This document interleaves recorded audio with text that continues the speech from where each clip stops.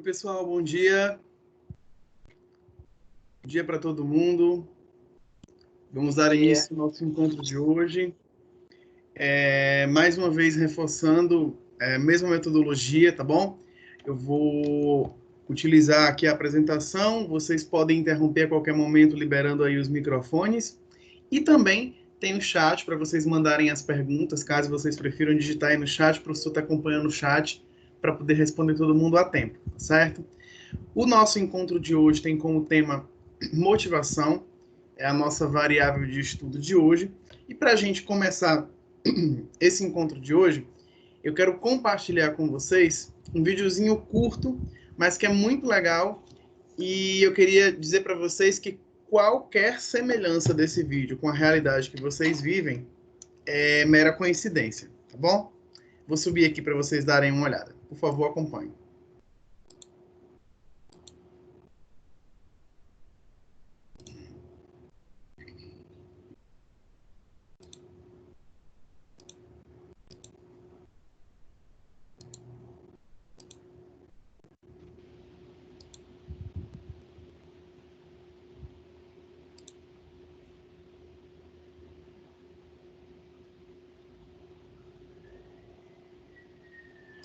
Faça de conta que você é um balão. Por que existe pessoas que estão cheias e por que existem os bola murcha? É a forma de focar a vida. Se você focar os problemas, teu balão murcha. Se você focar a solução, teu balão enche. É mais ou menos assim. Lembra quando você entrou no emprego? Claro que tinha. Tinha guerra em algum lugar do mundo? Claro que tinha. Mas você não focou os problemas, você focou a solução. Funcionou mais ou menos assim, quer ver? Você deve ter ligado para tua mãe, teu esposo, teu marido, sei lá. Você deve ter ligado para tua esposa. Eu vou pegar a mãe aqui, que é mais genérico. Você deve ter dito para tua mãe assim: mãe querida, agora sim, mãe querida, eu acertei na vida. Mãe, eu arrumei o melhor emprego do mundo. Mãe, eu vou crescer. Mãe, lá é fantástico. Mãe, lá tem possibilidade de carreira. Mãe, esse é o emprego que eu sempre sonhei na minha vida. Mãe do céu, lá o patrão me conhece. Lá tem equipe extraordinária. Mãe, lá eu posso fazer sucesso. Mãe, lá eu vou crescer. E aí acontece um negócio extraordinário. Você cresce. Porque você começa a analisar suas coisas boas. Você começa a analisar o potencial que você pode desenvolver. E aí você começa a se sobressair. Mas aí acontece algo extraordinariamente fantástico.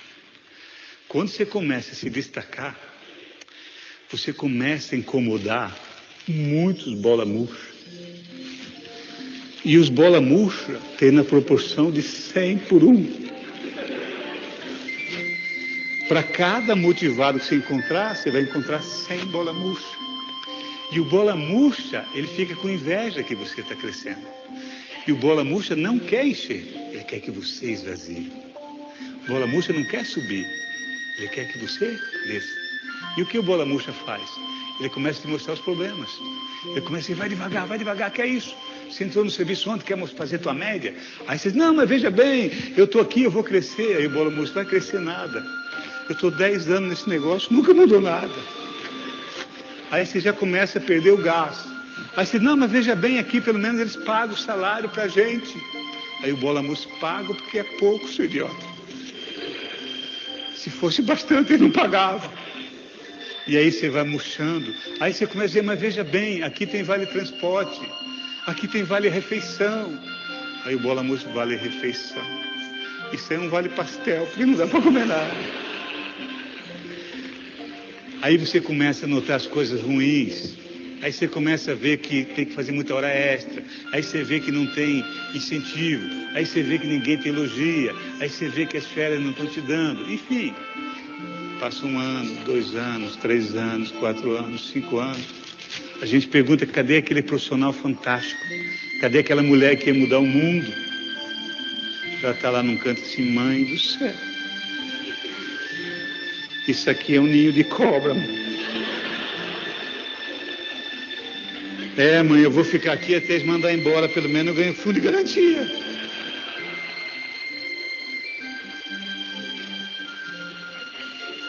E tem 2 coisas que Deus não quer. Deus não quer que você seja um bola murcha e nem um balão estourado. Acontece que hoje ou a gente está murchando ou a gente está estourando. E você precisa crescer, fazer sucesso, sem murchar e sem estourar. Não é fácil. Por quê? Porque quanto mais você cresce, mais pressão você tem. Quando você era office boy, quando você começou, não tinha muita pressão.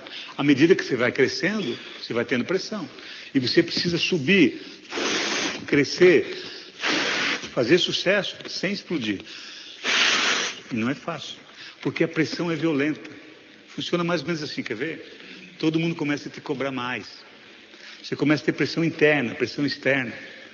O teu chefe, o teu líder começa a dizer assim, vamos lá, produza. Você tem que produzir mais, vamos lá, produza mais. Nós precisamos de produtividade. Aí você diz, mas eu não aguento mais, eu já dei o que eu tinha que dar. Aí o teu chefe diz, vamos lá, eu sei que você é bom, vamos lá, você tem que produzir, vamos lá. Aí vem o cliente, eu quero desconto, tem que dar desconto, se não tiver desconto eu não compro. Aí vem o diretor, que desconto que é nada, pai, você só pensa em desconto, vai trabalhar no concorrente. Nós temos produto bom, nós temos marca boa, pai, vamos lá, você tem que vender com preço mais caro, vamos lá, você tem que vender serviço, vamos lá, produza. Aí vem o teu colega de serviço, nós temos que pedir aumento, vamos pedir aumento, nós precisamos de aumento. Aí vem a direção, nós precisamos cortar pessoas, nós precisamos demitir. Aí vem teu filho, pai, você não para mais em casa, você só pensa em trabalhar. Aí vem a tua esposa, querido, o que houve? Você não me ama mais, o que houve? Aí vem a tua sogra. Tua sogra diz assim, olha, eu não quero falar. Mas se ele ou ela não sai lá do serviço, está aprontando lá. E você fica louco, você fica louca, porque a pressão é demais. O pessoal começa a dizer, você tem que estudar inglês. Mas eu estou estudando inglês. Então estuda espanhol, tem que estudar espanhol. Mas Maria aprende inglês. Não, mas tem que estudar, vamos lá, pede, vai. Fica doido. Você fica louco. Você...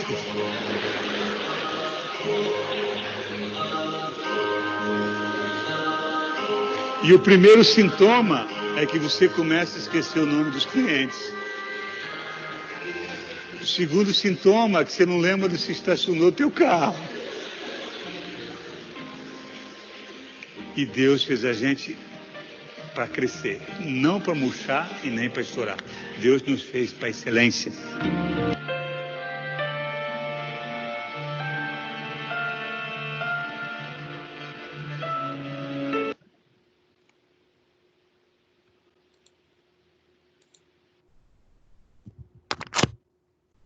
Gente, todo mundo conseguiu acompanhar o videozinho direitinho por aí? Escutou o áudio, tudo certinho? Esse vídeo, ele é bastante antigo, mas eu acho que ele representa muito bem um pouco sobre este cenário, né, de motivação que a gente tem hoje nas empresas. E, de fato, é algo bastante desafiador. Para entender motivação, a gente vai ter que perpassar alguns conceitos do que a gente viu e do que a gente ainda não viu, para que a gente consiga entender de que forma as pessoas se sentem motivadas, de que forma essas variáveis vão implicar no ambiente de trabalho. Mas aí no vídeo, a gente já tem um bom resumo de tudo isso, né? A gente já tem, por exemplo, o Godry, ele fala sobre a questão da motivação quando você entra na empresa e a motivação durante aquele trabalho. São duas perspectivas completamente distintas, né? Se a gente for comparar uma e outra, são dois cenários completamente distantes. A gente, às vezes, entra em determinado ambiente organizacional e se propõe a determinada atividade. Em compensação, lá na frente, a gente não tem mais aquele mesmo ar ou aquela mesma força. Isso é o que nós chamamos de motivação, que é o assunto dessa nossa aula de hoje, que eu já estou compartilhando com vocês aí o PPT de aula, ok? Para quem quiser revisitar o vídeo, o link dele tá aí para vocês, tá bom? Ele realmente é bastante didático. As palestras do Godry, se vocês conseguirem depois dar uma olhada no YouTube, são excelentes e também tem bastante abordagem temática, principalmente para essa questão de comportamento organizacional, de motivação, de gestão de empresas. Todos esses aspectos são muito bem abordados por ele. Vamos em frente. Primeira coisa que a gente precisa entender, pessoal, para compreender a forma como se dá a motivação, que é um tipo de reação humana, ou um tipo de comportamento humano, é que existem dois fatores que vão influenciar o comportamento das pessoas. Esses dois fatores são os fatores intrínsecos e os fatores extrínsecos, ou seja, os fatores internos e os fatores externos. Toda e qualquer pessoa vai ser influenciada por esses dois fatores. Os fatores internos vão ser decorrentes das características de personalidade que nós estudamos na aula anterior, tem a ver com o processo de aprendizagem das pessoas. Nesses aspectos vão estar a motivação, a percepção do ambiente externo e interno, as atitudes, as emoções e também os valores humanos. Já os fatores externos, ou os fatores como a gente chama extrínsecos, eles vão ser decorrentes do ambiente que envolve a pessoa, das características da organização no qual ela está inserida, do sistema de recompensas e punições que aquela instituição pratica e também dos fatores sociais, políticos e da coesão grupal existente naquele grupo onde ela está inserido. É muito importante que a gente entenda que os fatores internos e os fatores externos, eles andam em comum acordo. Por exemplo, quando você entra numa organização, como o Godri falou no vídeo agora há pouco, você entra com os fatores internos bastante ativados. Você está motivado, você está desafiado, você está querendo mostrar serviço. Isso tudo funciona muito bem. E aí, mais lá na frente, ele vai falando e misturando esses fatores internos com os fatores externos, os fatores extrínsecos, que são decorrentes justamente do ambiente que envolve a pessoa. Aí ele fala, mas lá na empresa tem uma pessoa dizendo que o salário não é suficiente, que o ticket de alimentação não é suficiente, que ele paga o salário porque é pouco. Eu tenho a minha mulher em casa reclamando porque eu não tenho mais tempo. Eu tenho outras pessoas pedindo aumento de salário, eu tenho meu chefe falando que eu não entrego o resultado. Então, todos esses fatores externos são decorrentes do ambiente, também vão influenciar dentro da variável de motivação. Então, a primeira reflexão que a gente precisa ter sobre motivação é que ela é composta por fatores internos e fatores externos, ou influenciada por fatores internos e fatores externos, que nós vamos chamar de fatores intrínsecos e fatores extrínsecos, dependendo do tipo e dependendo da forma como também eles se apresentam, ok? Para a gente retomar um pouquinho a perspectiva sobre motivação, eu quero voltar com vocês e lembrar um pouquinho sobre senso comum. A gente conversou lá logo na primeira aula sobre a variável senso comum. E nós aprendemos que o senso comum é a forma como a sociedade avalia as coisas, a forma como a gente corriqueiramente julga, comenta ou percebe várias coisas ao nosso redor. Então, lembrando desse conceito de senso comum, fica essa pergunta para todo mundo. Como é que a gente pode definir motivação sob essa óptica ilustrativa do senso comum?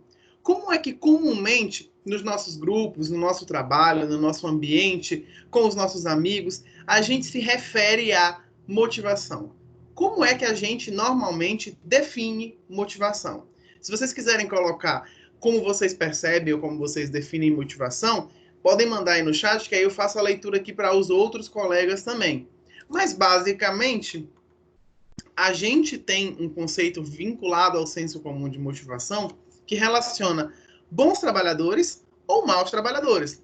A gente, às vezes, coloca, por exemplo, fulano é muito motivado, ele está sempre disponível, ele está sempre aqui na empresa, ele está sempre ajudando.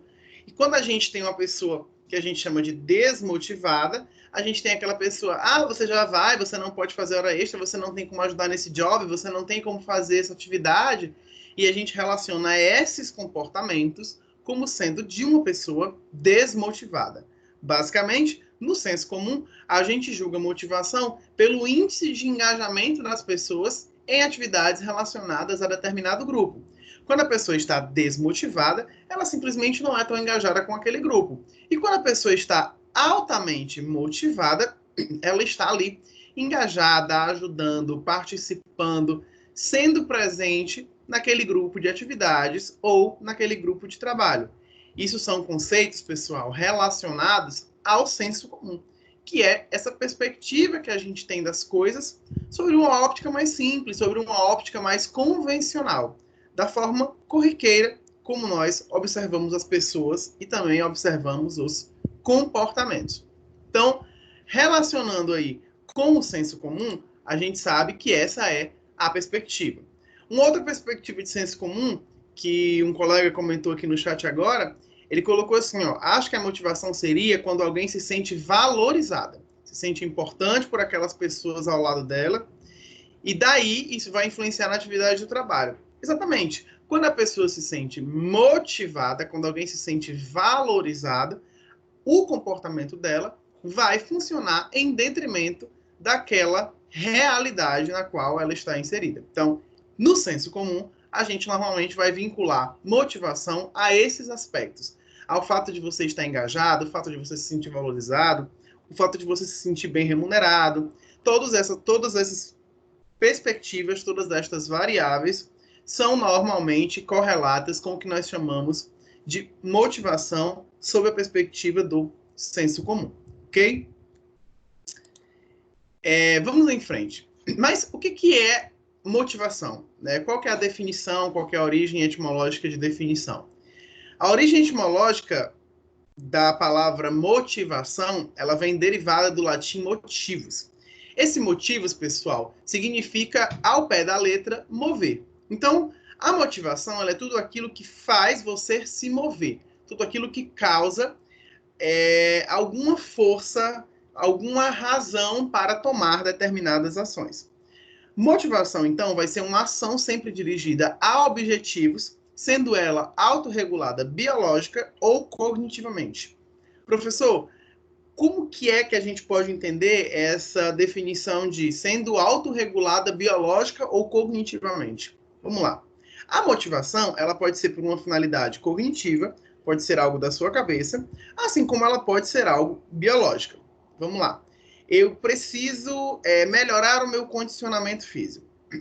Se eu tenho problemas respiratórios, tenho dificuldade de locomoção e eu tenho várias dores articulares e eu sei que praticando uma atividade física eu vou poder me sentir melhor em relação a isso, porque o médico já me falou isso, por exemplo, eu posso me motivar a cuidar melhor da minha saúde.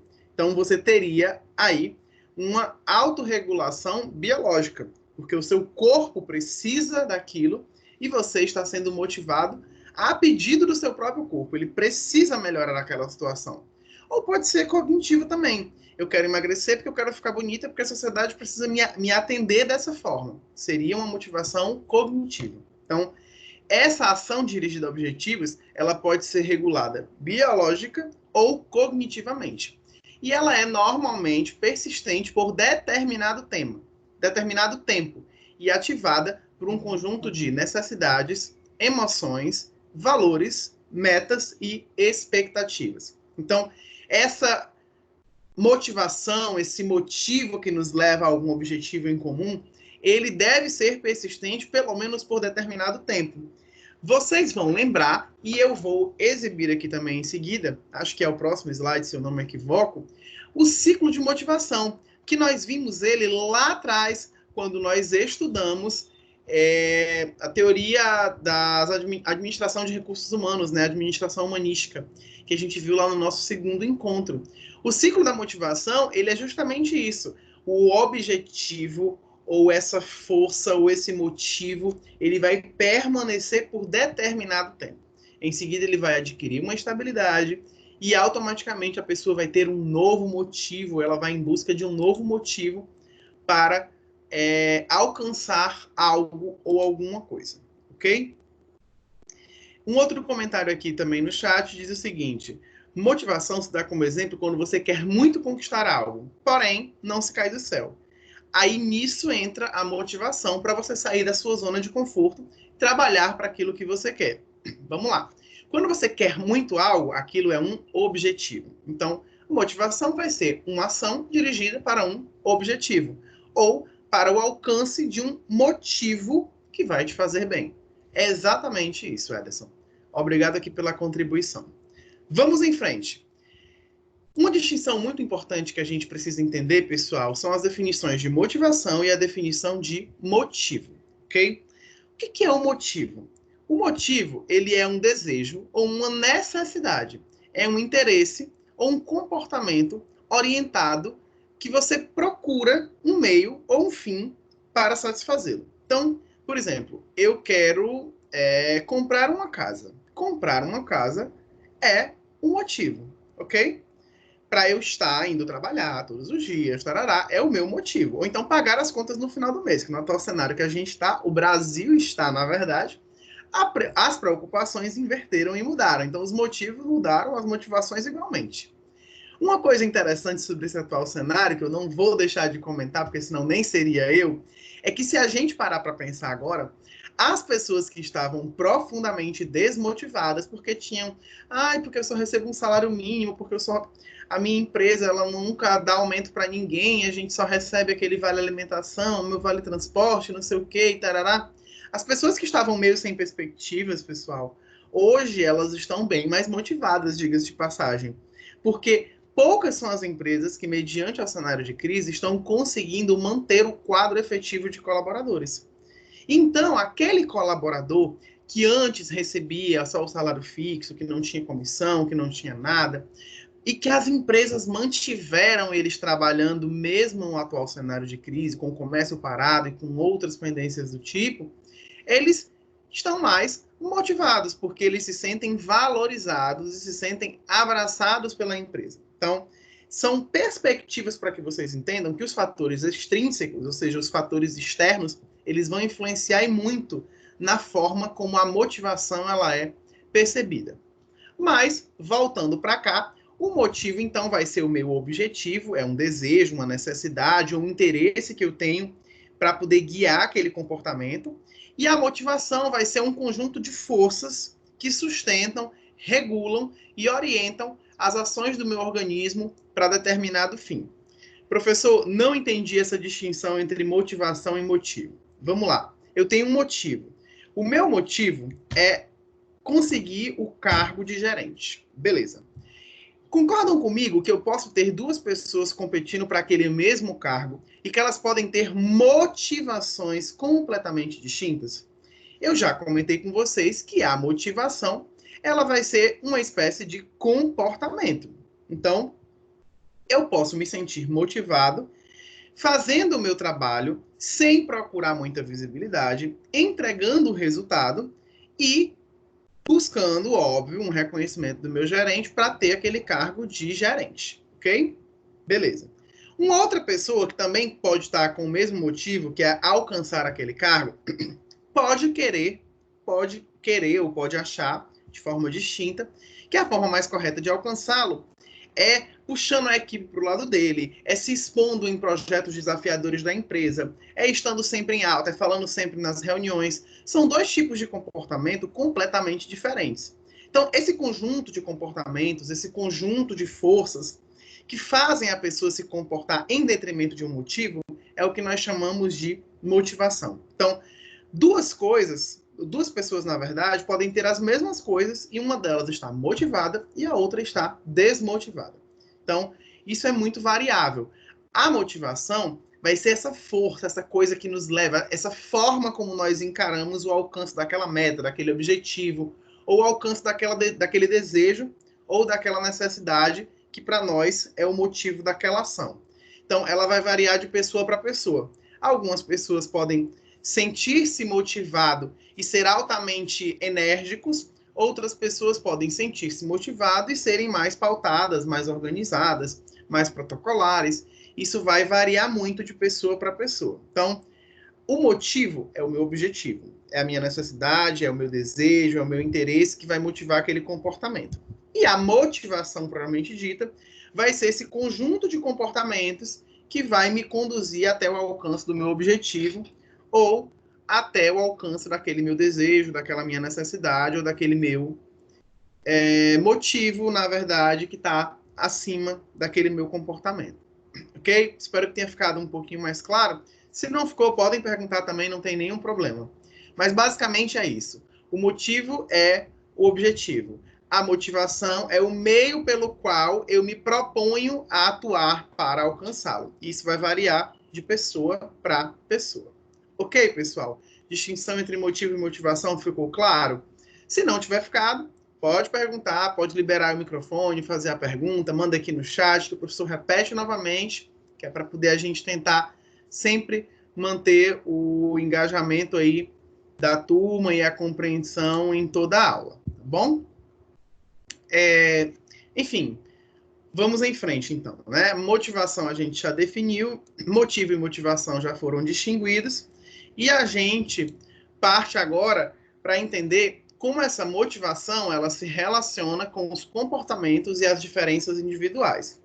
Existe uma suma, pessoal, que diz o seguinte: embora os padrões de comportamento, necessidades, valores sociais, capacidade para atingir objetivos, eles variem de uma pessoa para outra, o processo pelo qual essas coisas ocorrem, essas necessidades ocorrem, é basicamente o mesmo para todas as pessoas. Então, o que ele fala aqui, na verdade, é que toda pessoa ela vai sentir a necessidade de ter algo, de possuir algo ou de ser algo. Então, os padrões de comportamento de uma pessoa para outra, ou seja, a motivação propriamente dita, elas podem até variar, ok? Porém, o motivo, ele vai existir para todas as pessoas. É basicamente uma relação entre o que a gente conversou no slide anterior. O motivo é um só. Ah, é o cargo, é a casa, é o carro. Ele é o mesmo para todas as pessoas. Agora, a forma como essas pessoas vão alcançar aquele objetivo é o que vai, na verdade, distinguir os padrões de comportamento. E isso vai ser em função das necessidades, dos valores sociais, da capacidade para atingir aquele objetivo e de tantas outras coisas que podem estar envolvidas nesse processo. Tem algumas outras premissas que vão explicar esse comportamento humano, certo? Então, vamos lembrá-las, na verdade, ou acessar novamente aí o nosso drive de registros para que a gente consiga pautar algumas delas. Algumas premissas que explicam o comportamento humano são: o comportamento ele é causado por estímulos internos e externos. Ok, a gente viu isso agora há pouco lá no começo. Então, fatores extrínsecos e fatores intrínsecos. Alguns próprios meus e outros do contexto ou do cenário no qual eu estou inserido. Ok? Segundo ponto, o comportamento ele é motivado, ou seja, há uma finalidade em todo o comportamento humano. Ele não é um comportamento casual. Também vimos isso. A motivação sempre tem por trás um motivo ou uma finalidade. Então, o comportamento nunca é casual. Ele sempre é em função de algo. Terceiro ponto que ele coloca: o comportamento ele é orientado para objetivos. Vai existir sempre um impulso, um desejo, uma necessidade. Expressões que servem para designar o motivo do comportamento. Então, esse motivo pelo qual as pessoas sentem-se motivadas ou sentem-se desmotivadas, ele varia de nomenclatura. Chamamos eles de motivo, como chamamos de desejo, como chamamos de necessidade, como chamamos de impulso, como chamamos de objetivos, como chamamos de vários outros nomes. Se você tem algo a alcançar, isso é sempre um motivo. Pode chamar de objetivo, pode chamar de impulso, pode chamar de desejo, pode chamar de necessidade, pode chamar da forma como bem quiser. Um contexto para exemplificar essas nomenclaturas distintas, certo? Todas as pessoas que estão guardadas naquela casa do Big Brother, que passaram por lá, elas tinham um único objetivo: ganhar R$1 milhão, ok? Era do jogo e todas elas iam em busca daquele mesmo resultado. Todas elas tinham o mesmo motivo. A motivação delas era completamente diferente. Algumas delas eram mais tranquilas, outras queriam se mostrar mais para que o público reconhecesse. Então, elas tinham abordagens completamente distintas de comportamento, embora o objetivo fosse um único. Esse é um exemplo desse contexto. Outra perspectiva, que também exemplifica esse terceiro tópico aí, é que a gente chama como a gente quiser. Algumas pessoas que estavam lá, ou que passaram por dentro daquele reality, diziam o seguinte: ah, não, eu tô aqui porque eu sou pobre, ou porque a minha família precisa, ou porque eu queria ajudar os meus pais. Isso são expressões para justificar o motivo final, que é receber o prêmio. Ou outras já diziam assim: não, eu estou aqui, eu preciso do dinheiro porque eu quero ajudar outras pessoas, eu quero fazer uma obra social. Então, são objetivos ou perspectivas de uma mesma razão ou de um mesmo motivo, que vão guiar e orientar a forma como as pessoas se comportam. Em frente com as premissas que explicam o comportamento humano. Como é, então, pessoal, que a gente pode entender essa variável do comportamento humano chamada de motivação? O que está escrito aqui, basicamente, é a exemplificação do nosso ciclo motivacional. Então, vamos por partes. Em primeiro lugar, toda necessidade cria um estado de tensão e uma predisposição à ação. Professor, entendi. Toda necessidade, todo motivo cria um estado de tensão e uma predisposição a tomar uma ação. Ok. A motivação vai levar o indivíduo ao comportamento visando satisfazer as suas necessidades. Defini a necessidade, tive um estado de tensão em função daquilo e me predispus a agir para alcançá-lo de alguma forma. Então, essa força que predispõe o indivíduo ou que leva o indivíduo a ter um comportamento para satisfazer aquela necessidade, aquele objetivo ou aquele motivo, nós chamamos de motivação, ok? Se eu tive esse meu motivo alcançado ou esse meu objetivo alcançado, eu vou ter uma satisfação de necessidade e vou chegar até um equilíbrio temporário, a um ponto de equilíbrio. Então, ok, tive a atenção, observei a necessidade, me predispus a agir. Tive a motivação, tive o comportamento e alcancei ou não a necessidade. Se eu alcancei, eu tenho uma satisfação de necessidade e chego a um ponto de equilíbrio temporário.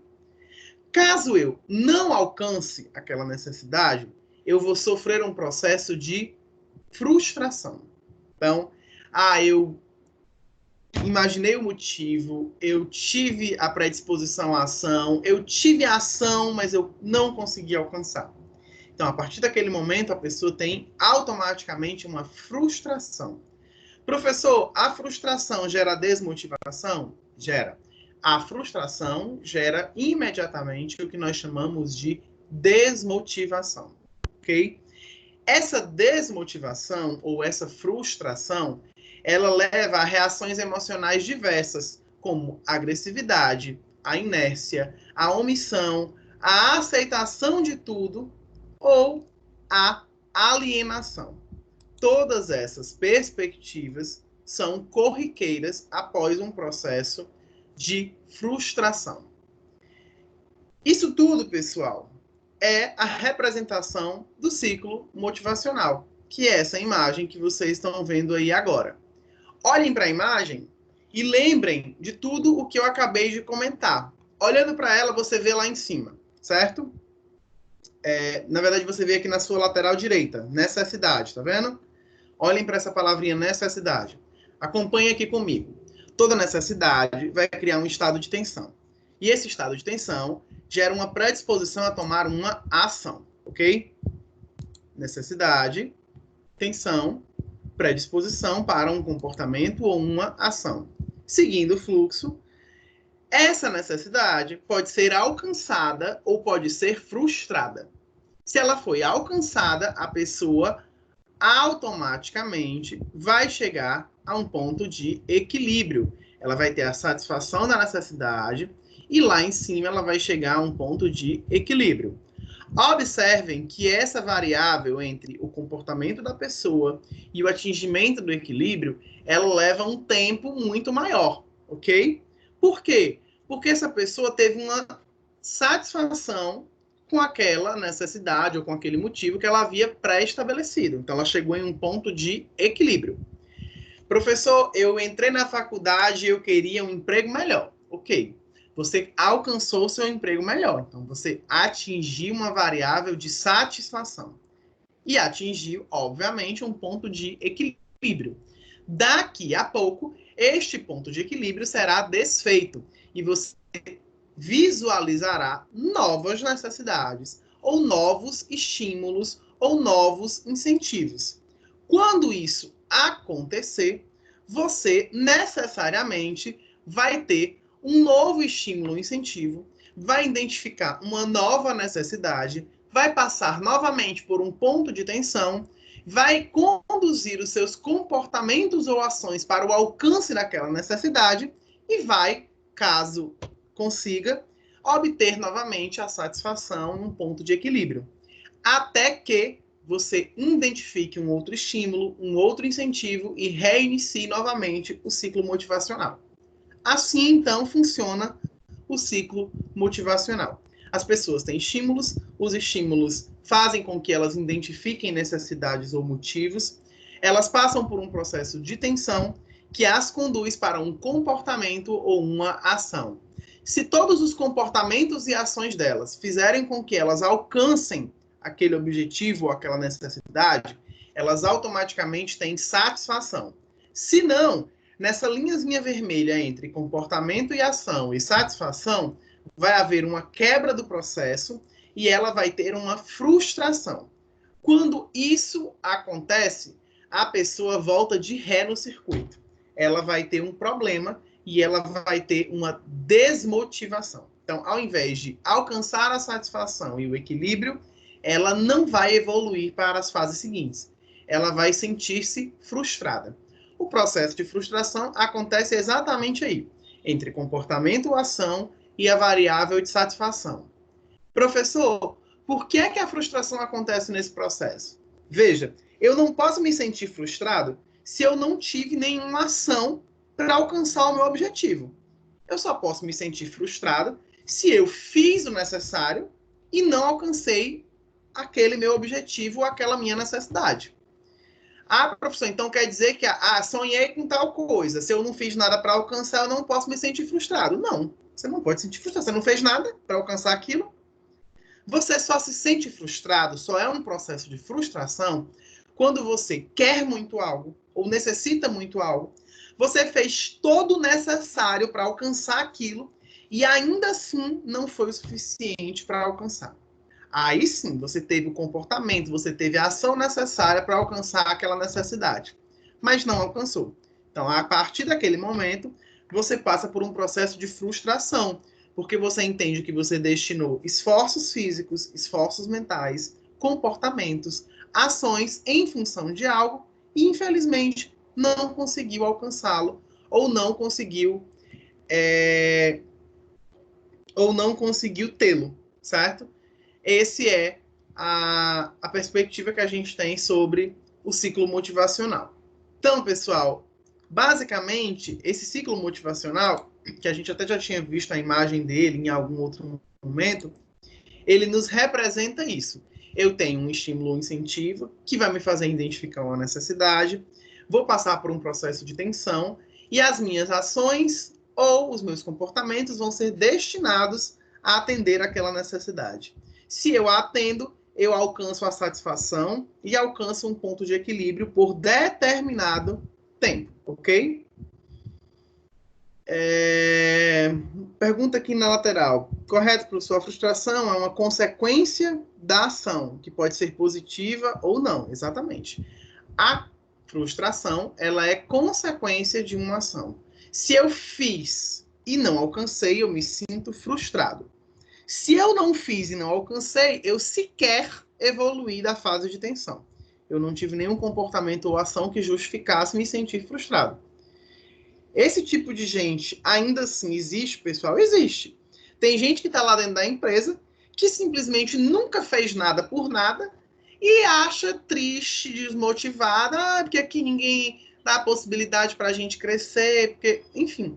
Tem pessoas que têm 1000 cenários e que nunca fizeram nada para poder obter aquela satisfação que tanto almejam, certo? Então, se a pessoa não fez nada, é muito difícil de você bonificá-la, premiá-la, evoluí-la, reconhecê-la. Ela não fez, ela não teve nenhum comportamento ou ação que se destinasse a alcançar aquela satisfação. Então, nesse quesito, ela sequer poderia se sentir frustrada. Essa é a perspectiva que a gente tem sobre essa variável do ciclo motivacional. Ok, pessoal? Dúvidas sobre o ciclo motivacional? Se vocês tiverem quaisquer dúvidas sobre o ciclo motivacional, por favor, liberem os microfones, façam a pergunta, mandem aqui no chat comigo, que aí a gente vai respondendo gradativamente cada uma delas, ok? Podem mandar aí no chat as dúvidas sobre o ciclo motivacional, que o professor vai tirando enquanto a gente está aí concluindo esse slide do ciclo motivacional. Vamos lá. Uma outra perspectiva dentro ainda do ciclo motivacional, gente, é o seguinte. A gente tem uma necessidade. Essa necessidade, ela pode ser satisfeita. A gente viu isso aqui no slide anterior. Se eu tenho uma satisfação, eu tenho um ponto de equilíbrio. E aí lá na frente eu vou ter um outro estímulo, um novo incentivo que vai se transformar numa nova necessidade percebida. Ok. Se ela foi atendida, se ela foi satisfeita, as pessoas vão ter comportamentos que vão se assimilar a essa satisfação de necessidade. Então, as pessoas vão ser motivadas, ok? Vão se sentir motivadas ou vão se sentir bem. Quando elas atingirem o ponto de equilíbrio, aquilo que elas tanto almejavam não vai ser mais um fator de motivação para elas. Professor, não entendi. Vamos lá. Eu quero um aumento de salário. Ok. Te dei o aumento de salário. Após determinado tempo, subiu o preço da cesta básica, o preço do aluguel, teu filho já começou a estudar numa escola particular, tu está pagando um imóvel que tu comprou, um carro que tu comprou. Então, aquele fator, que foi aquele aumento que foi dado naquela época, simplesmente não está dando para pagar nem as contas atuais. Então, aquilo deixa de ser algo motivador. E você tem novas perspectivas de motivação, ok? É um ciclo. O que antes era motivador, daqui a um tempo não vai mais ser um fator de motivação. Beleza. Essa é a primeira perspectiva. Minha necessidade foi satisfeita. Se a necessidade não foi satisfeita, pessoal, ela vai ser frustrada. Então, você vai ter uma barreira, como eu comentei, entre o processo de ação e o processo de satisfação daquela necessidade. Essa frustração, ela vai gerar impactos dentro da parte biológica ou da parte fisiológica da pessoa. Pode gerar insônia, pode causar repercussão cardíaca, pode causar depressão, pode causar várias coisas. E também vai influenciar no comportamento. Na via psicológica, ela pode gerar agressividade, pode gerar apatia, pode gerar o descontentamento, dentre outras tantas perspectivas. Mas há uma coisa que é meio termo. O que é o meio termo, professor? É quando eu tenho a necessidade nem satisfeita e nem frustrada.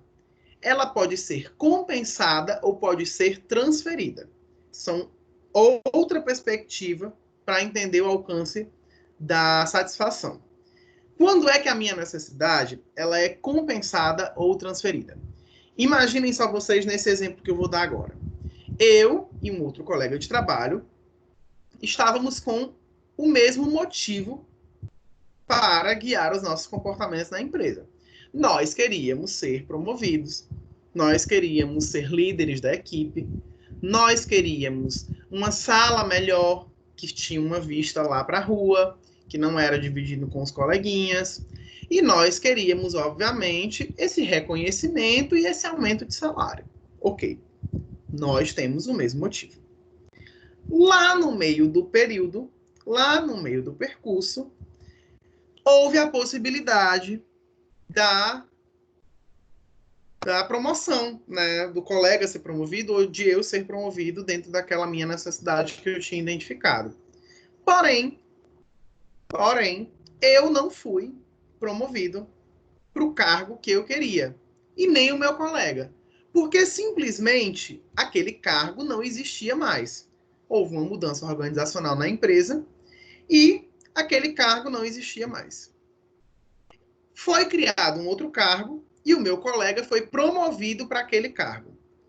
E um outro cargo secundário também foi criado e me deram alguns benefícios. O meu salário era para subir em 30%. Subiu em 20%. Ah, eu tinha que ganhar uma sala exclusiva para mim. Não ganhei, mas ganhei uma mesa nova, muito maior, mas que continua junto com os meus colegas. Ah, eu queria a função do cargo. Eu não ganhei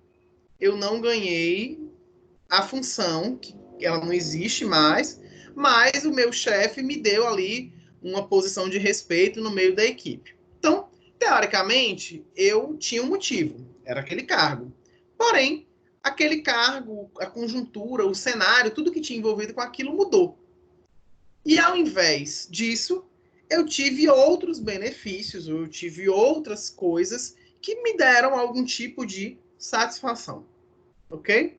Então, quando isso acontece, eu tenho que meio uma necessidade compensada.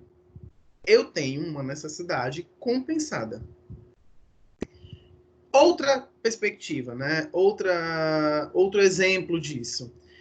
Eu estou muito desmotivado no meu trabalho porque eu estou ganhando muito pouco e eu queria ganhar mais e tudo mais. Então, eu tinha um objetivo que era ganhar mais dentro do meu trabalho.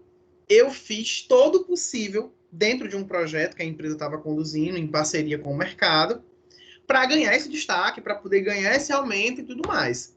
Não ganhei o aumento e nem tampouco a promoção dentro da minha empresa. Mas eu estava trabalhando com outras empresas nesse mesmo projeto e fui convidado para assumir um cargo de liderança e gestão lá, ganhando o que eu queria. Então, eu tinha um objetivo, que era ganhar mais. Esse objetivo era vinculado à empresa onde eu trabalho. Mas não aconteceu. Mas aconteceu com outra empresa, que era concorrente e que trabalhava comigo nesse mesmo projeto. Então, eu tive uma necessidade transferida. São duas perspectivas diferentes. Eu também posso ter a minha necessidade compensada ou transferida. Aí, respondendo as perguntas aqui na lateral, certo? Posso comparar a necessidade compensada ou transferida com o comodismo? Basicamente, não, certo? Você não pode comparar a necessidade compensada ou transferida com o comodismo. A necessidade compensada ou transferida, ela vai te trazer satisfação de alguma forma. Ela vai ser uma evolução em função daquilo que você esperava. Qual que é a diferença dela para a necessidade satisfeita? Quando você tem uma necessidade, por exemplo, compensada, quando você tem uma necessidade compensada, o seu ciclo motivacional vai ser mais curto. Então, vou voltar aqui na imagem para ficar mais fácil da gente exemplificar. Tá vendo essa variável aqui entre satisfação e equilíbrio? Ela é uma variável bastante longa. Ela, teoricamente, demandaria muito mais tempo. Se eu tive uma compensação, digamos que eu passasse 2 anos naquele cargo sem me sentir incomodado e sem querer ganhar mais. Mas eu tive ali uma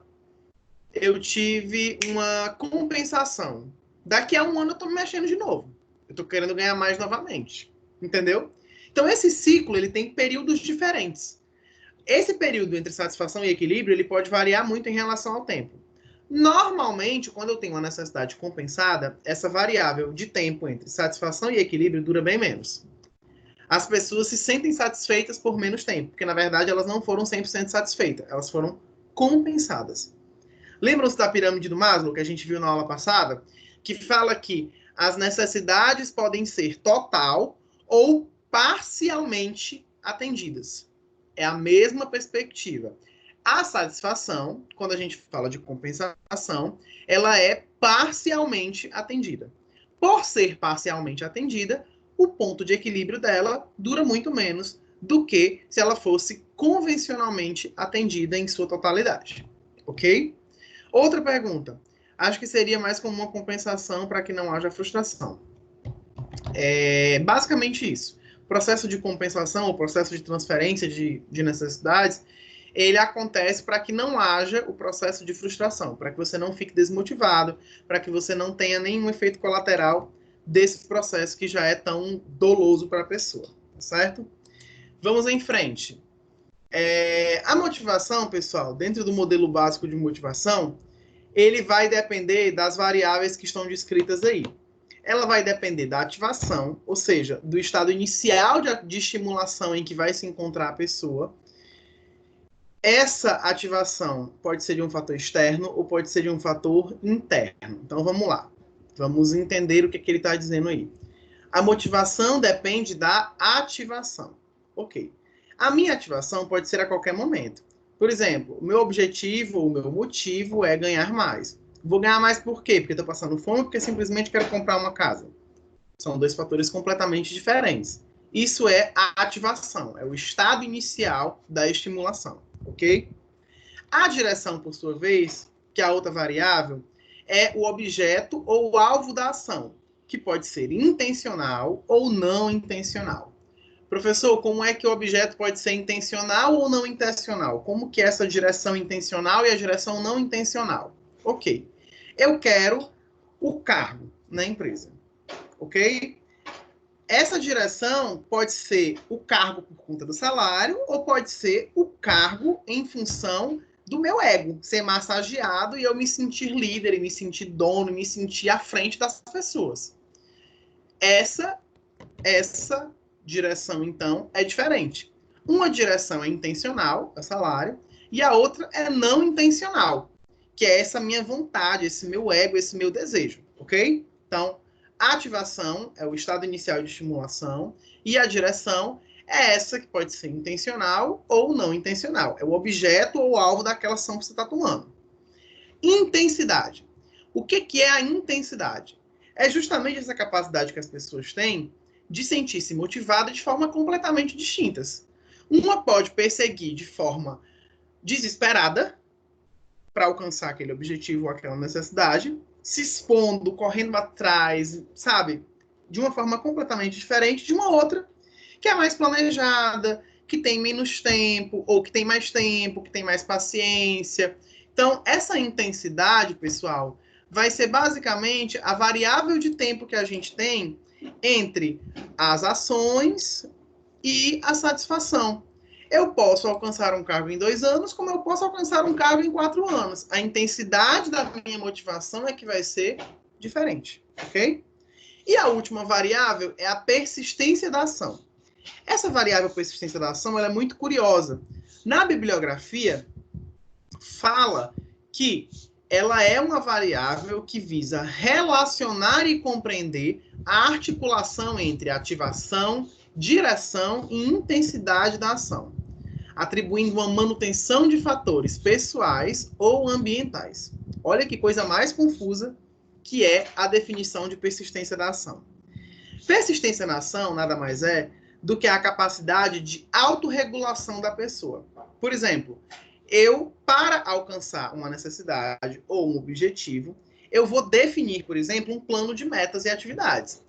Eu quero um aumento de salário, então eu preciso entregar o resultado durante 6 meses. Eu preciso ser uma pessoa pontual durante esse período. Eu preciso me engajar nos projetos X. Eu preciso ter uma visibilidade na pesquisa tal. Então, você vai fazer um planejamento para aquilo. Em uma guerra, você pode ganhar ou perder batalhas, ok? Se você perde uma batalha e fica cabisbaixo, teoricamente você se desarma e perde a seguinte. Essa persistência na ação nada mais é do que a capacidade que a pessoa tem de não encarar de forma negativa essas pequenas perdas em função de um objetivo maior, que é a necessidade que vai lhe trazer satisfação, ok? Então, essa persistência na ação é essa capacidade que a pessoa tem de, ao longo das ações de ativação para alcançar aquela necessidade, sentir-se sempre motivados, mesmo mediante a influência dos fatores ambientais e dos fatores pessoais que podem ocorrer. Por exemplo, eu tenho um motivo que é a minha promoção no meu trabalho, mas paralelo a isso eu posso ter um problema pessoal, paralelo a isso eu posso ter um estresse na empresa com algum projeto que deu errado, eu posso ter várias outras coisas que podem me distanciar daquele objetivo. Então, a persistência na ação é essa capacidade de entender o quanto as pessoas conseguem manter o equilíbrio entre ativação, direção e intensidade, mesmo sendo expostas a esses fatores pessoais e ambientais que vão, de alguma forma, ou que podem, de alguma forma, influenciá-las a se sentirem desmotivadas para o alcance daquele objetivo, tá certo? Ou serem distanciadas no seu processo de alcance do objetivo. Então, o modelo básico de motivação vai relacionar ativação, direção e intensidade e tem essa variável chamada persistência na ação, que é esse equilíbrio entre as 3 partes do modelo básico de motivação. Essa persistência na ação nada mais é do que a capacidade de autorregulação da pessoa em função do alcance do seu objetivo. Basicamente, essa definição. Concluindo, né? A satisfação de certas necessidades segundo o ciclo motivacional, então, ela é temporal e, ao mesmo tempo, ela é passageira. Ou seja, a motivação humana vai ser sempre cíclica, como é cíclico também o nosso ciclo motivacional. O comportamento, por sua vez, ele vai ser um processo contínuo de resolução de problemas e satisfação de necessidade à medida que essas vão surgindo. Então, ao longo da nossa vida, ao longo do nosso processo de comportamento, vai surgir uma necessidade, eu vou satisfazê-la. Me senti bem, fui realizado, tive outra necessidade, vou novamente resolvê-la, ou um problema, vou novamente resolvê-lo, vou me sentir satisfeito, vou chegar a um ponto de equilíbrio e vou ter uma nova motivação. Então, é basicamente esse processo cíclico que vai nos permitir que a motivação, além de ser cíclica, ela seja temporal e passageira. Então, nós sempre vamos ter que encontrar um novo motivo para nos sentir motivado. Ao longo dos anos, pessoal, foram estipuladas algumas teorias de motivação. Esses 4 modelos de teoria de motivação, que são os mais antigos, são de 1943, 1959, 1969 e 1971. 1943, o Maslow criou a teoria das necessidades, que a gente já conversou em outra aula, mas que ela também se aplica à variável de motivação. Em 1959, o Herzberg criou a teoria bilateral, entre fatores higiênicos e fatores motivacionais, também relacionados à motivação, só que dessa vez especificamente no ambiente de trabalho. O Alder criou o modelo RC, que é uma evolução do modelo do Maslow, com mais novas subdivisões. E, por fim, o Vroom criou a teoria cognitiva, que é a teoria que nós chamamos de avaliação cognitiva. Vamos ver cada um desses modelos ao longo do tempo, ok? Começando pela teoria das necessidades do Maslow. Professor, quais são os aspectos dessa teoria? A gente já viu que o Maslow ele organizou a hierarquia das necessidades humanas em 5 níveis, que são baseados em 2 grandes grupos: necessidades básicas e necessidades de crescimento. Então, a gente já tinha visto essa pirâmide dividida em 5 níveis, mas a gente nunca tinha agrupado eles nesses 2 grandes grupos, que nós chamamos de necessidades básicas e necessidades de crescimento. O que são as necessidades básicas? São as necessidades fisiológicas e as necessidades de segurança, ou seja, as 2 bases da pirâmide. E quais são as necessidades de crescimento? São as necessidades de autorrealização, de estima e as necessidades sociais, que são justamente a ponta dos 3 andares de cima da pirâmide. O Maslow, ele via o homem como sendo uma criatura que vai expandir as suas necessidades no decorrer da vida. Então, essa pirâmide, ela nos representa o ciclo motivacional de alguma forma. O ser humano, ele primeiro desejava as necessidades fisiológicas. Depois, ele desejava as necessidades de segurança. Depois, ele desejava as necessidades sociais. Depois, as de estima. E, em sequência, as de autorrealização. Olha que legal. Isso também é um ciclo motivacional. A gente primeiro quer uma. Quando ela é parcialmente atendida, a gente quer a outra. Quando essa é parcialmente atendida, a gente vai para uma terceira. E isso nada mais é do que o ciclo motivacional, dando voltas e voltas. Então, o atendimento dessas necessidades também tem a ver com a variável de motivação. À medida que o homem vai satisfazendo, então, as suas necessidades básicas, as outras mais elevadas tomam o predomínio do comportamento deles. Então, se a gente sabe que os comportamentos são conduzidos para alcançar um objetivo ou para alcançar uma satisfação, a gente sabe que o comportamento humano também vai ser organizado de acordo com a evolução dessas fases da pirâmide. Então, eu quero as necessidades de segurança. Então, eu vou me comportar para alcançá-las. Ah, não, agora eu quero as necessidades sociais. Então, eu vou me comportar em função de alcançá-la. E assim, sucessivamente. Segundo Maslow, as necessidades não satisfeitas viriam, então, a influenciar o comportamento humano.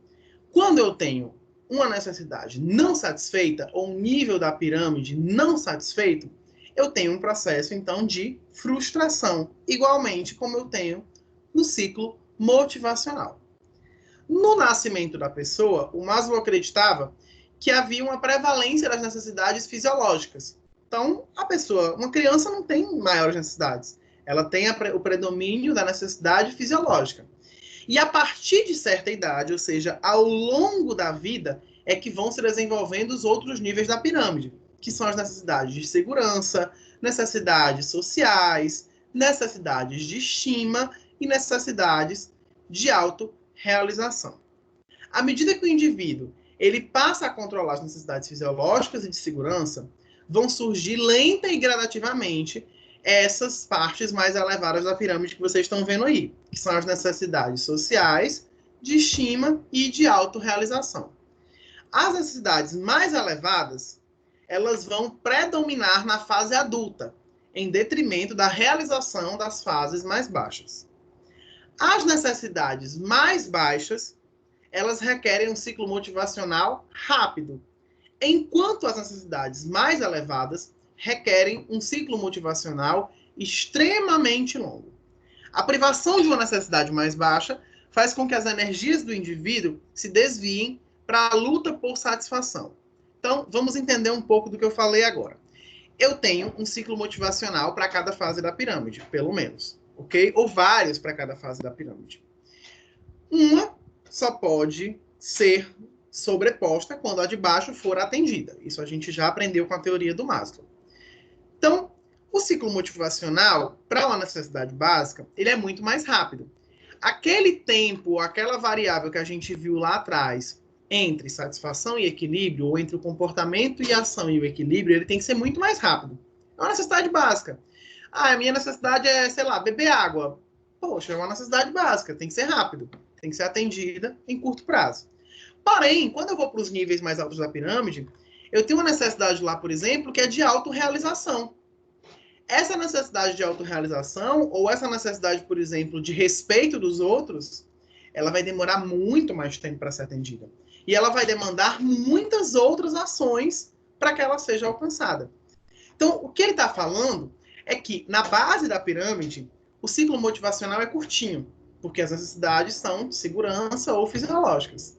À medida que esse ciclo ele vai aumentando, à medida que a pirâmide vai crescendo, o ciclo motivacional vai ficando cada vez mais demorado, ou cada vez mais lento. Porque o que eles desejam lá em cima, que é a autorrealização, a estima, a independência, a confiança, o respeito dos outros, requer tempo. Então, o Maslow coloca dessa forma. Que mais que o Maslow coloca? Deixa eu me lembrar aqui. Ah, pronto. Falei até aqui. Medida do indivíduo para controlar necessidades. Ok. Segundo a teoria, pessoal, após terem sido satisfeitas as necessidades de estima, vão surgir lá no pico as de autorrealização, certo? Que correspondem à categoria mais alta na escala e que se referem à realização máxima e potencial do indivíduo. Segundo Maslow, tem essa frasezinha da teoria, essa autorrealização se resume à ideia de que o homem é capaz de ser e ele deve ser. Então, a necessidade de autorrealização, ela é algo utópico, ok? A necessidade de autorrealização, ela é algo utópico. Segundo as perspectivas do Maslow, ela é a mais distante a ser alcançada. Então, dentre as variáveis, ela é a mais difícil. E se eu tivesse que fazer um ciclo motivacional para ela, teriam vários ciclos dentro dela. Por quê? A minha necessidade é de autorrealização. O que é que eu preciso para ter autorrealização? Eu preciso, sei lá, ter dinheiro, eu preciso ter reconhecimento da minha família, o reconhecimento do meu trabalho, o reconhecimento da minha empresa, eu preciso ter o meu negócio, eu preciso ser um cara que faça algum projeto social. Isso é uma perspectiva de autorrealização. Olha só quantos objetivos distintos ou quantas necessidades distintas estão incluídas nesse processo de autorrealização. Basicamente, ele é o mais distante de todos os processos, ok? Então, a pirâmide de Maslow, ela se relaciona com o quesito, né, a variável de motivação, justamente por isso.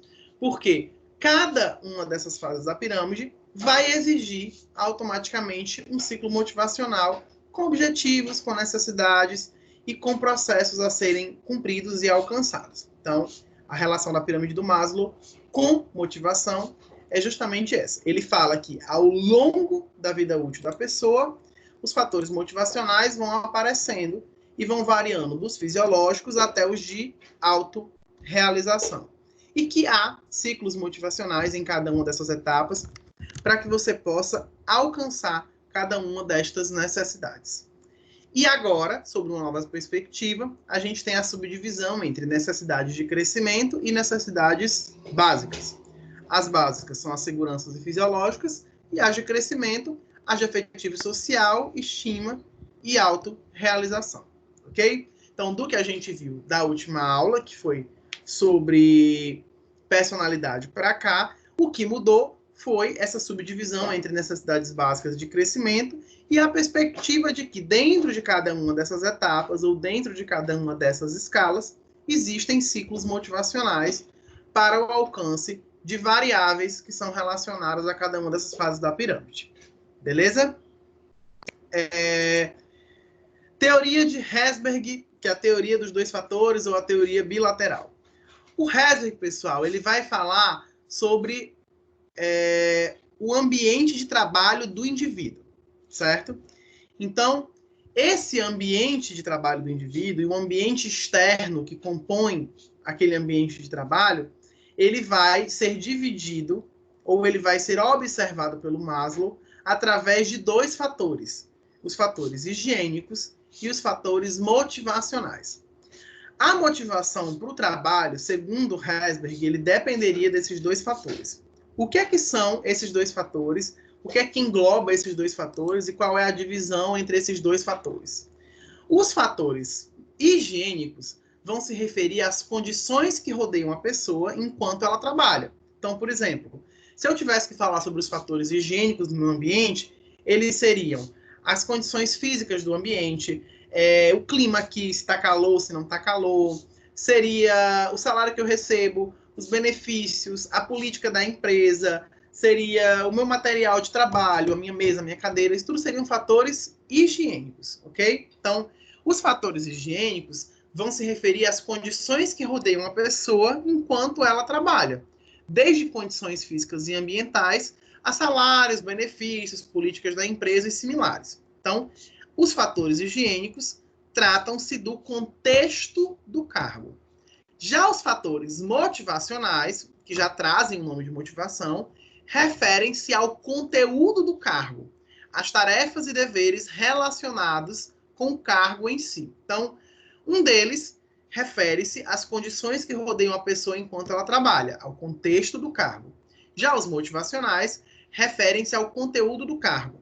Nessa variável do conteúdo do cargo, a gente pode pensar, por exemplo, o trabalho em si, os desafios do trabalho, o fato da pessoa se sentir importante naquele trabalho, são fatores realmente mais empíricos, ou seja, são fatores que fazem referência ao conteúdo daquela atividade. Para ficar mais fácil da gente entender os dois fatores, eu preparei uma tabelinha, que é essa que está nesse slide, para que vocês possam entender a diferença entre fatores motivacionais e fatores higiênicos. Por exemplo, em fatores motivacionais, que tem a ver com o conteúdo do cargo, ou seja, de como a pessoa se sente em relação ao seu cargo, a gente pode elencar o trabalho em si, as realizações da pessoa, o reconhecimento do profissional no ambiente de trabalho, o progresso profissional que aquela pessoa tem e o índice de responsabilidade e comprometimento que ela vai ter naquela atividade. Já em fatores higiênicos, vai ter a ver mais com o contexto do cargo. Então, como a pessoa se sente em relação à sua empresa.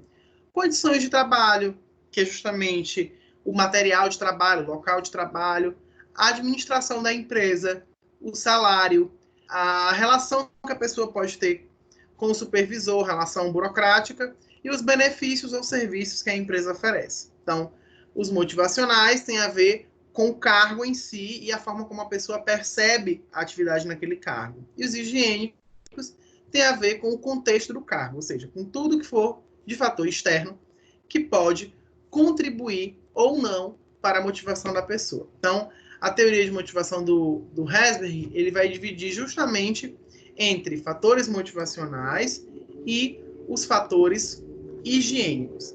E eles falam, ele fala e percebe, na verdade, que os fatores higiênicos são justamente o que nós chamamos lá fora de fatores extrínsecos, ou seja, os fatores externos. E o que ele chama de satisfação, que são esses fatores, os fatores motivacionais, tem a ver com os fatores intrínsecos, que a gente comentou lá no começo da aula. Tem até acho que tem um slide seguinte, deixa eu ver aqui. Pronto, tem aqui, ó.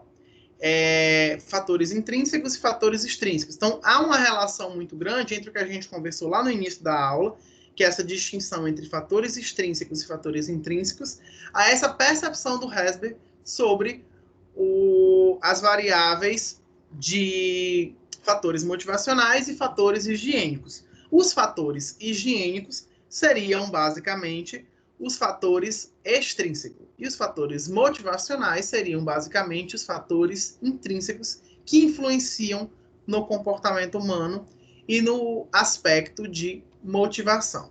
Então, satisfação no cargo tem a ver com o conteúdo no cargo e os fatores motivadores. E a insatisfação no cargo tem a ver com o ambiente de trabalho e os fatores higiênicos. O que é que a gente está afirmando nesses dois tópicos?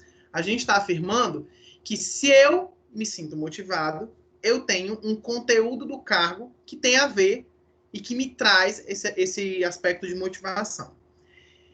A insatisfação no cargo normalmente tem a ver com o ambiente de trabalho e com os fatores higiênicos. Então, por exemplo, os fatores higiênicos, que são esses do ambiente de trabalho, podem sim ser entendidos como, caso eu não tenha, eu vou me sentir insatisfeito, ok? Já os fatores de satisfação no cargo, segundo Herzberg, a pessoa não vai ficar desmotivada se caso ela não tiver. Ela apenas não vai ter motivada, mas ela não vai ficar desmotivada, diferentemente dos higiênicos. Se faltar os higiênicos, ela fica desmotivada. Então, na perspectiva do Herzberg, para introduzir maior motivação no trabalho, nós tínhamos que ter um enriquecimento de tarefas, o que consistiria em ampliar os objetivos, as responsabilidades e o desafio da pessoa naquele cargo. Então, quanto mais desafiador fosse o cargo, quanto mais a pessoa se sentisse parte daquilo, quanto mais ela tivesse similaridade com aquela função, quanto mais ela se sentisse realizada em fazer aquela atividade, maior seria o índice de motivação dela. Então, caso ela não tenha isso, professor, ela fica desmotivada? Não. Os fatores motivadores são para dar motivação. E os fatores higiênicos, caso eles não existam, eles retiram a motivação. Professor, e se tiver os fatores higiênicos e não tiver os fatores motivacionais? A pessoa nem está motivada, nem está desmotivada. Essa é a perspectiva do Herzberg. É assim que ele entende o ambiente de trabalho, certo? Então, um fator gera o ponto de equilíbrio, que são os fatores higiênicos. Se todos eles estão atendidos, a pessoa está num ponto de equilíbrio. Se a pessoa tem satisfação no cargo, que são os fatores motivacionais, ela vai estar sempre motivada. Então, ela parte do ponto de equilíbrio para a variável superior, que é motivação. Se ela não tiver os fatores motivacionais, mas tiver os fatores higiênicos, ela continua no ponto de equilíbrio. E se ela não tiver nem os fatores motivacionais e nem os fatores higiênicos, ela está desmotivada. É como se fosse uma escala onde o meio, que é o ponto zero, é onde eu tenho fatores higiênicos atendidos e não tenho fatores motivacionais. Se eu tenho fatores higiênicos mais fatores motivacionais, eu avanço de 0 para 1. Se eu não tenho nem fatores motivacionais, nem fatores higiênicos, eu vou a -1. É basicamente isso. É como se fosse... O entendimento do Herzberg é justamente esse. É como se fosse uma escala, onde os fatores higiênicos são necessários para não me deixar desmotivado, onde os fatores motivacionais são necessários para me deixar motivado. Se eu não tenho nem o higiênico e nem tampouco os motivadores, eu estou desmotivado. Se eu tenho os higiênicos e não tenho os motivadores, eu estou neutro. E se eu tenho os higiênicos e os motivadores, eu estou motivado. Ok? É justamente essa perspectiva de escala. Gente, mais uma vez, dúvidas podem colocar no chat, podem interromper e fazer a pergunta.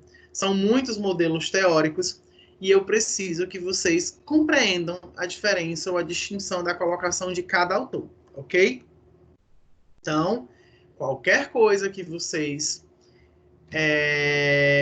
tenham de dúvida, por favor, coloquem aqui para que a gente consiga evoluir com isso, ok? Para a gente concluir a aula de hoje, eu vou terminar com o modelo do RC, que é o modelo do Alderfer, certo? Esse modelo ERC, na verdade, ele foi escrito pelo americano Alderfer Poe, que é um psicólogo. Deixa eu colocar aqui no slide para que vocês possam ver. Pronto. Que é um psicólogo. Em sua teoria ERC, que falava sobre relação entre existência e crescimento, o Alderfer, ele definiu e expandiu ainda mais a hierarquia de necessidades do Maslow. E ele agrupou a hierarquia das necessidades do Maslow em 3 classes. A classe de existência, a classe de relacionamento e a classe de crescimento, que é justamente E, R e C, ok? Na classe existência, vai incluir as necessidades de bem-estar fisiológico e de segurança. Deixa eu passar a imagem que fica mais fácil para vocês visualizarem. Pronto, é justamente esta imagem. Então, ó, na variável existência, vai incluir necessidade de bem-estar fisiológico e necessidade de segurança. Relacionamento vai reunir as necessidades sociais e as necessidades de estima. E as necessidades de crescimento vão entrar as necessidades de autorrealização e desenvolvimento pessoal. Qual foi a alteração que ele fez aí? Olhando para a imagem, a gente já consegue observar o que é que mudou no modelo de teoria dele. No modelo teórico dele, pessoal, ao invés dessa pirâmide estar dividida entre necessidades básicas e necessidades de crescimento, que foi como o Maslow a dividiu para a perspectiva de motivação, ele redividiu em 3 fatores, que é justamente fatores existenciais, fatores de relacionamento e fatores de crescimento.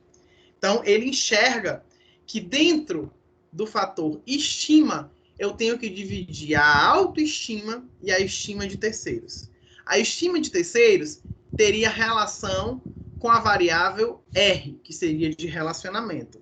E a autoestima teria relação com a variável C, que seria a variável de crescimento. Então, basicamente, o modelo ERC foi uma readaptação da pirâmide das necessidades de Maslow, entendendo que a divisão que o Maslow tinha feito, que era entre básicas e de crescimentos, era insuficiente, e que o correto seria dividir crescimento, existência e relacionamento, porque o ciclo motivacional das pessoas seria mais facilmente compreendido se nós enxergássemos essas 3 variáveis dentro da pirâmide do Maslow. Então, basicamente, a contribuição do Alderfer foi essa, foi uma subdivisão da pirâmide do Maslow, passando a entender não somente que os fatores seriam de necessidades básicas de crescimento, mas compreendendo que os fatores envolveriam também relacionamento, que seriam acomodados em uma nova subdivisão. A Mônica está perguntando aqui. Então, no caso do Herzberg, os fatores motivacionais e os fatores higiênicos têm que estar em equilíbrio ou não? Vamos lá. Voltando na teoria do Herzberg, certo? Para poder esclarecer a dúvida da colega, que deve ser a de outros também. Os fatores higiênicos e motivacionais, eles têm que ser somados, ok? Para a pessoa se sentir motivada, ele tem que ser somado. Ela tem que ter os fatores higiênicos atendidos e os fatores motivacionais do contexto do cargo. Ela precisa ter os 2 para se sentir motivada. Se tiver somente os higiênicos e não ter os motivacionais, ela está zerada. Ela nem está motivada e nem está desmotivada. Ela está estagnada, ok? E se eu tirar os fatores higiênicos, automaticamente ela vai estar desmotivada. Essa é a perspectiva do Herzberg. Então, quando você me pergunta, por exemplo, eles têm que estar em equilíbrio, eles têm que estar não em equilíbrio, não é essa a palavra, eles têm que estar somados. Para a pessoa se sentir motivada, ela tem que ter os fatores higiênicos atendidos e tem que ter os fatores motivacionais também atendidos. Ou seja, além de ter todos os recursos do cargo, todo o contexto do cargo, ela precisa ter um cargo desafiador e ela precisa se sentir parte daquela função ou daquela estrutura organizacional, ok? Acho que é basicamente isso. Espero que eu tenha ajudado com a resposta. E, voltando aqui para o modelo RC, ele é uma adaptação da pirâmide do Maslow, onde ele entende que duas divisões que o Maslow fez não são suficientes. Ele dividia entre básicas e crescimento, e o Alder fez uma subdivisão entre crescimento, relacionamento e existência, por entender que estima de terceiros e autoestima deveriam ser separadas, e por entender que o ciclo motivacional seria melhor compreendido se ele enxergasse a pirâmide dentro dessa nova subdivisão, onde ele divide as variáveis, como eu coloquei aqui, de existência, de relacionamento e de crescimento, ok? Dúvidas, pessoal, sobre as teorias que a gente viu até aqui e, obviamente, também sobre qualquer um outro assunto dessa aula de hoje sobre motivação, para que a gente possa caminhar em seguida. Bem, vai ficar faltando o modelo de avaliação do Vroom e a teoria da expectação, que fala sobre o aspecto do dinheiro, né? O quanto dinheiro pode ser motivador. Como já são 9 horas, e eu sei que tem alguns alunos que têm a aula seguinte e precisam acessar a plataforma do professor em seguida, e eu preciso fazer a frequência, então eu vou parar por aqui e na aula seguinte eu volto com o modelo de avaliação cognitiva do Vroom. Quem está com os slides e já puder dar uma lida, eu agradeço, ok? Porque aí já vai adiantar bastante para que a gente consiga concluir e já entrar na próxima aula, quem sabe, no conteúdo de comunicação, ok? Deixa eu ver aqui quem está presente na aula. Tem a função agora aqui, baixar a lista de frequência.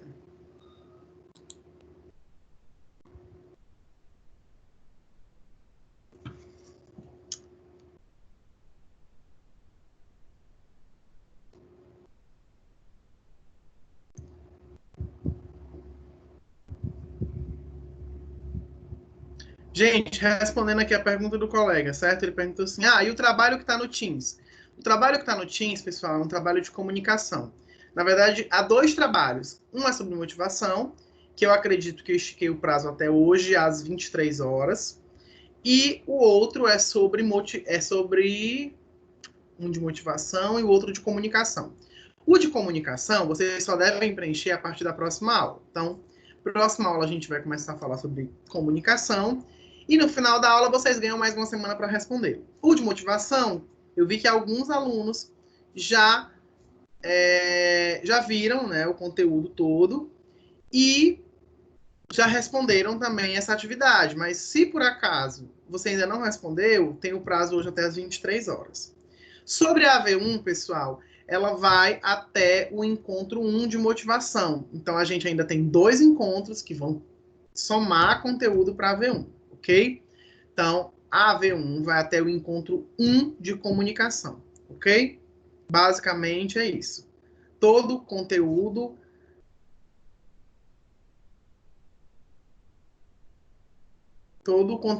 até o encontro de... Esse último trabalho que o senhor falou foi da última aula? Acho que eu não estava presente. O trabalho fica disponível na plataforma, certo? É um estudo de caso, não é um trabalho, é uma atividade. O resumo, você tem que ler o artigo e fazer um brief, né? Um resumozinho sintético sobre o que você compreendeu sobre essa temática e quais as contribuições do artigo, certo? Essa atividade, que é referente à aula de motivação, porque ela fala sobre motivação, trabalho, você pode entregar hoje até as 23 horas o resumo, ok? E a AV1 vai até a aula de comunicação. Aí, Humberto está perguntando aqui, vai ter trabalho na AV1? Vai ser trabalho AV1? Na verdade, eu acho que eu entendi a pergunta dele. A AV1 vai ser prova, está prevista agora para o mês de maio, certo? E tem um trabalho que soma na nota da AV1. Professor, quando é que a gente vai ver esse trabalho? No segundo encontro de comunicação. Então, a AV1 é até o primeiro encontro de comunicação. No segundo encontro de comunicação, a gente vai ver um estudo de caso, que é o do Thomas Green, e esse estudo de caso do Thomas Green é que vai ser o trabalho final, que vale como pontuação extra para a V1, ok? Quem tiver curiosidade, no material da disciplina já tem o estudo de caso do Green, que é o estudo de caso do Thomas Green. Então não vai ter as questões, porque as questões sou eu que elaboro e mando para vocês responderem, tá bom? Então não vai ter o estudo de caso. Oi, pode falar. Esse resumo que você está falando é aquele que você deu uma data para a aula passar e depois mudou a data para domingo? Exatamente. Aí eu estiquei ele hoje até o final do dia de novo, porque eu estaria com vocês. E eu vi que a adesão foi muito baixa. De 120 alunos, só 29 pessoas responderam. Esse do resumo, que foi o que a gente enviou pelo Teams? Isso. Eu não Pronto, corrigi. depois dele tem outro. Tem, mas é só para aula de comunicação, que é a próxima aula. Tá bom, Então não obrigada. precisa responder agora, certo? Vou fazer a frequência de todo mundo aqui, pessoal. E aí, mesmo modelo, à medida que eu for fazendo a frequência, se vocês não tiverem nenhuma outra dúvida pertinente, já pode até mesmo ir deslogando da aula, tá certo? Por favor, sempre acessem os conteúdos, vejam o material de apoio da disciplina, é muito importante para que vocês acompanhem. Até mesmo os slides, dá uma revisada, reler um pouquinho, para a gente conseguir revisitar, tá certo? Vamos lá. Matheus. Oi. Tipo, para quem entregou o trabalho e não ficou muito satisfeito com o que fez, ele pode fazer outro e entregar? Como assim? Não entendi. Fazer o trabalho novamente. Pode? Eu não sei se ele permite alteração. Se permitir, é uma função direta de vocês aí na plataforma. Eu acredito que sim, porque eu não corrigi ainda. A partir do momento que eu devolver o trabalho, que é quando eu corrijo e devolvo, aí não permite mais alteração. Mas como eu estiquei o prazo até o final do dia, provavelmente permita. Tá certo? Ah, tá certo. Obrigado. Vamos lá. Eu vou chamando, e aí quem eu for chamando fica com o que é a presença. E se eu esquecer de alguém, no final vocês me falam, tá bom? Amanda Castro presente, Amanda Oliveira presente. Deixa eu colocar você. Ana Débora, ok, presente. Ana Débora, ok, presente. Ana Letícia, presente. Ana Lívia, presente. Ana Luísa, presente. Antônia Eduarda, presente. Antônia Eduarda, presente. Antônia Maria, Bruna Carolina. Antônia Maria, presente. Bruna Carolina, presente. Carlos Felipe, Cleidiane Vitória e Davi Leal, presente. Carlos Felipe, Cleidiane Vitória e Davi Leal, presente. Ederson Gomes, presente. Ednelli, presente. Fernando Douglas, Francisca Ariadne, Francisca Leidiane, presente.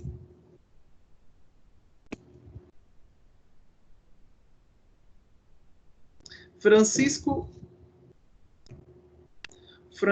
Neildo, Francisco Patrick e Francisco Wagner, presente.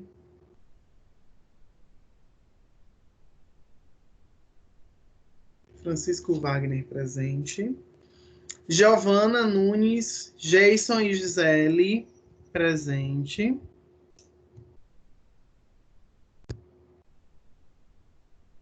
Humberto e Ivo Gabriel, presente.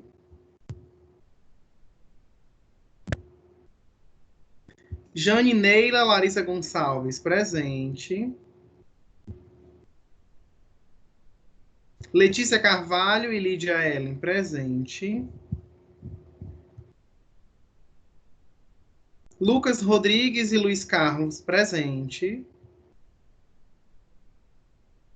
Marcos Pablo e Mariana Fortes, presente.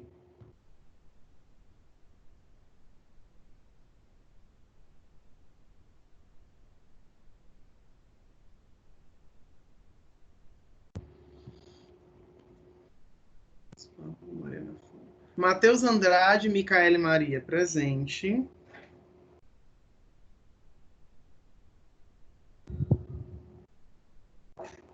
Micaele Benevides Maia, presente. Mônica Maria e Natália Ribeiro, presente. Rafael Lucas e Rafael Vieira, presente. Rosinelli Sara Diógenes, presente. Wanderson Alves e Vitor Oliveira, presente.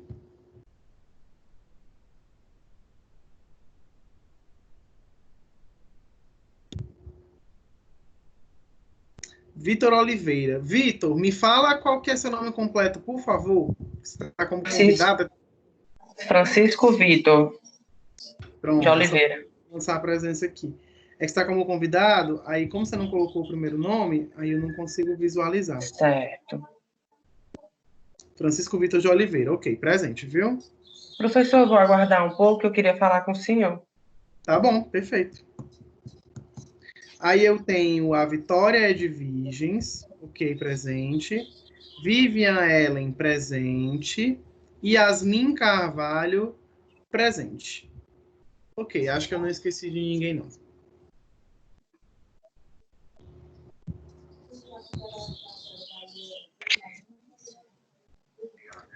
Pessoal, Professor?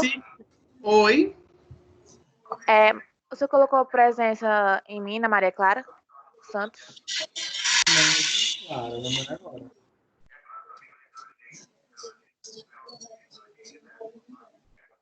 Maria Clara, não tinha colocado, Maria Clara. Tem porque duas, você tá né, aí? convidada, né? Tá só com o número de matrícula. Isso. Tem duas aí? Ok, lançado. Tem duas Maria Clara, né, aí? Na verdade, só tem duas. Só tem uma ou tem duas? Peraí. Deixa eu ver. Não, 4889 é o teu número de matrícula. Maria Clara Santos da Silva, né? Isso. Pronto, ok, lançado, viu? Tá. Gente, muito obrigado. Eu queria pedir para vocês, por favor, quem já está com tudo ok, presença lançada, não tiver mais nenhuma dúvida comigo, deslogarem da aula para poder a gente conseguir finalizar a gravação. Professor, onde é que encontra o trabalho, hein? Que o senhor passou essa atividade Tá aí no do Microsoft Teams, tá? Esse número de matrícula que está acessando, ele dá acesso ao Microsoft Teams, que é o sistemazinho, né? E aí fica no menu Atividade, é o primeiro menu, lá em cima. Ah, era essa também a minha dúvida, professor. Mesma coisa, Vitor, tu tá acessando como convidado, tu não tá acessando pela plataforma. Para abrir a plataforma, tu precisa acessar com o teu e-mail institucional, que é aquele número de matrícula, @alunos.estácio.br. Certo, era essa questão também, porque eu estava vendo tudo apenas pelo portal do aluno, e aí eu estava acompanhando apenas os textos, né? Fiquei um pouco preocupada e eu mandei um e-mail para a instituição referente às aulas que eu não estava conseguindo ter o acesso, entendeu? Em alguns professores eu recebi o link, aí... Tem um chat de atendimento da instituição, não sei se você chegou a receber esse númerozinho, mas é um número de suporte do WhatsApp da instituição, que é do TI. Aí, nesse suporte, os meninos vão te ajudar a fazer o acesso completo à plataforma, para que você consiga visualizar tudo. Porque, assim, pela plataforma, você não precisa nem receber o link. Já fica agendado as reuniões todas, aí o seu computador só avisa, ele só apita o disparozinho quando chega no horário. Pois pronto, era essa questão também, porque eu mandei um e-mail na semana passada e obtive uma resposta ontem, tanto é que eu não estava conseguindo acessar as aulas, né? E aí ainda cheguei dessa forma, né, como convidado aqui hoje, mas vai dar tudo certo, viu, professor? Não, mas tem um chatzinho. Se você recebeu o meu último e-mail que eu mandei ontem, pela plataforma, tem um link do nosso grupo do WhatsApp também. Se você não tiver nele, entra nele, que lá eu me lembro que no começo eu mandei o tutorialzinho e eu acho que os alunos já compartilharam lá o contato também desse suporte de TI, tá bom? Ok, muito obrigado, professor. Bom dia.